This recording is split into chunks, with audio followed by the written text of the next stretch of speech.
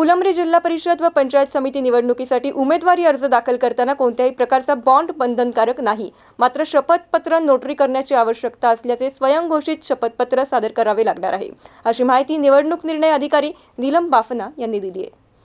उमेदवारी अर्ज भरताना घ्यायची काळजी, आचारसंहितेचं पालन तसेच निवडणूक खर्चाबाबत सविस्तर माहिती देण्यात आली. सर्वसाधारण प्रवर्गातील उमेदवारांना जिल्हा परिषदेसाठी 1000 रुपये तर पंचायत समितीसाठी 750 रुपये डिपॉझिट भरावं लागणार आहे.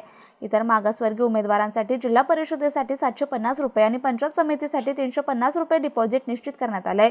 कोणत्याही प्रवर्गातील महिला उमेदवारांना डिपॉझिटमध्ये 50% सूट देण्यात आली असल्याचे त्यांनी स्पष्ट केलं.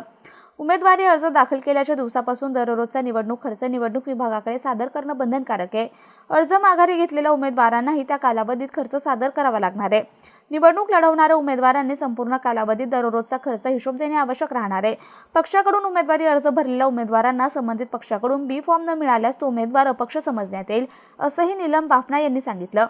उमेदवारी अर्ज दाखल करताना संबंधित गट किंवा गणातून एकच सूचक आवश्यक असून उमेदवाराचा पती किंवा पत्नी सूचक होऊ शकतात. मात्र तो सूचक त्याच गटातील असणं बंधनकारक आहे. अन्य गटातून निवडणूक लढवणाऱ्या उमेदवारांना त्या गटातीलच सूचक द्यावा लागेल. यावेळी सहाय्यक निवडणूक निर्णय अधिकारी योगिता खटावकर, नायब तहसीलदार संजीव राऊत यांच्यासह विविध राजकीय पक्षांचे पदाधिकारी उपस्थित होते.